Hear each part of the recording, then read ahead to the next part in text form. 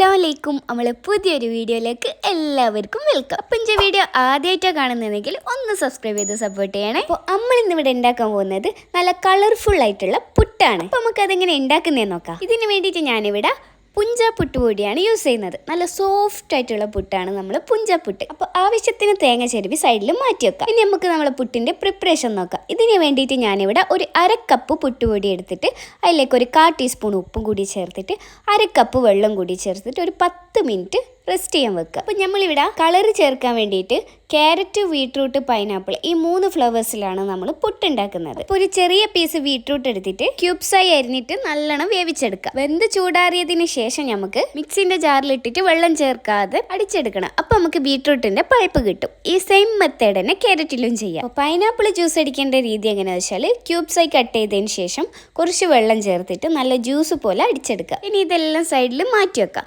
എന്നിട്ട് നമ്മൾ ആദ്യം റെസ്റ്റ് ചെയ്യാൻ വെച്ച പുട്ടുപൊടി എടുത്തിട്ട് നല്ലോണം ഒന്ന് കുഴച്ചെടുക്കണം. പിന്നെ ഞാൻ പേഴ്സണലി പറയുകയാണെന്നുണ്ടെങ്കിൽ ഈ പുട്ടുപൊടി ഉണ്ടല്ലോ നല്ല സോഫ്റ്റാണ്. നമ്മൾ കൈ കൊണ്ട് കുഴക്കുമ്പോൾ തന്നെ നമുക്കത് മനസ്സിലാവും. നല്ല സോഫ്റ്റ് ആയിട്ടുള്ള പുട്ടുപൊടിയാണ്. ഇനി നമ്മൾ ആ കുഴച്ച് വെച്ച പുട്ടുപൊടിയിലേക്ക് ആദ്യം 2 ടേബിൾ സ്പൂൺ ബീട്രൂട്ടിൻ്റെ പൾപ്പ് ആഡ് ചെയ്ത് കൊടുത്തിട്ട് ഒന്ന് മിക്സ് ചെയ്തതിന് ശേഷം ഇനി കളർ കൂടുതൽ വേണമെന്നുണ്ടെങ്കിൽ പിന്നെ നനവ് പോരാന്നുണ്ടെങ്കിൽ കുറച്ചുകൂടി ആഡ് ചെയ്ത് കൊടുത്തിട്ട് നന്നായിട്ട് കുഴച്ചെടുക്കാം. ഇനി നമുക്ക് ക്യാരറ്റിൻ്റെ ഫ്ലേവറും കൂടി സെറ്റാക്കി എടുക്കാം. ഇതിന് വേണ്ടിയിട്ട് നമ്മൾ നേരത്തെ ചെയ്ത പോലെ തന്നെ 1/2 കപ്പ് പുട്ടുപൊടിയിലേക്ക് 1/2 കപ്പ് വെള്ളം ചേർത്തിട്ട് നല്ലോണം മിക്സ് ചെയ്ത് 10 മിനിറ്റ് റെസ്റ്റ് വെച്ചതിന് ശേഷം 2 ടേബിൾ സ്പൂൺ ക്യാരറ്റ് പൾപ്പും കൂടി ആഡ് ചെയ്ത് കൊടുത്തിട്ട് നല്ലോണം മിക്സ് ചെയ്തെടുത്താൽ ഈ ഒരു കളറും ഈ ഒരു ഫ്ലേവറും നമുക്ക് കിട്ടും, അതായത് ക്യാരറ്റിന്റെ. ഇനി പൈനാപ്പിളിന്റെ ഫ്ലേവർ കിട്ടാൻ വേണ്ടിയിട്ട് ഇതിൽ നിന്ന് നമ്മൾ കുറച്ച് ഡിഫറെന്റ് ആയിട്ടാണ് കുഴച്ചെടുക്കേണ്ടത്. 1/2 കപ്പ് പുട്ടുപൊടിയിലേക്ക് 1/4 ടീസ്പൂൺ ഉപ്പ് കൂടി ആഡ് ചെയ്ത് കൊടുത്തിട്ട് നമ്മൾ നേരത്തെ അടിച്ചു വെച്ച ജ്യൂസ് അത് ഫുള്ളായിട്ട് അതിലേക്ക് ഒഴിച്ചു കൊടുക്കുക. ഈ ജ്യൂസ് നമ്മൾ അരി എടുക്കുന്നതിൻ്റെ അതേ അളവിൽ തന്നെ കിട്ടണം. അതായത് ഇപ്പോൾ 1/2 കപ്പ് അരിക്ക്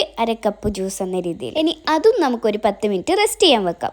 ഇനി നമുക്ക് നമ്മളെ ബീട്രൂട്ട് പുട്ട് തയ്യാറാക്കിയെടുക്കാം. അപ്പോൾ പുട്ടിൻ്റെ പ്രിപ്പറേഷനൊക്കെ ഓൾമോസ്റ്റ് എല്ലാവർക്കും അറിയായിരിക്കും അല്ലേ. പറയാത്തവർക്ക് വേണ്ടിയിട്ട് ഒരു പിടി തേങ്ങ, ഒരു 3-4 പിടി നമ്മൾ പുട്ടുപൊടി, എന്നിട്ട് പിന്നെയും സെയിം മെത്തേഡ് തന്നെ. എന്നിട്ട് നമുക്കിത് ഒരു 20 മിനിറ്റോളം നല്ലോണം സ്റ്റീം ചെയ്തെടുക്കണം. അത് അവിടെ നിൽക്കട്ടെ. ഇത് നമ്മൾ നേരത്തെ 10 മിനിറ്റ് റെസ്റ്റ് ചെയ്യാൻ വെച്ചാൽ നമ്മൾ കൈതച്ചക്കൻ്റെ പുട്ട് മിക്സ് എടുത്തിട്ട് നന്നായിട്ടൊന്ന് കുഴച്ചെടുക്കണം. അപ്പോൾ 20 മിനിറ്റിന് ശേഷം നമ്മളെ ബീട്രൂട്ട് പുട്ട് ഇവിടെ നല്ല സെറ്റായി വന്നിട്ടുണ്ട്. കാണുമ്പോൾ തന്നെ നല്ല മൊഞ്ചുണ്ട് അല്ലേ. ഈ ഒരു പിങ്ക് കളറും ഏത് കഴിക്കാത്ത മക്കളെടുക്കാൻ കഴിച്ചു പോകും. അപ്പോൾ നമ്മളെ ബീട്രൂട്ട് പുട്ട് കൂടെ റെഡിയായി, ക്യാരറ്റ് പുട്ട് കൂടെ റെഡിയായി.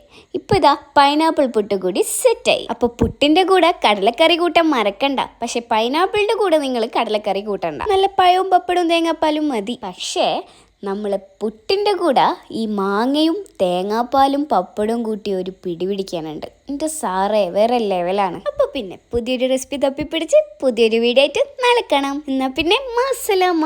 By bye from Kaya's recipe.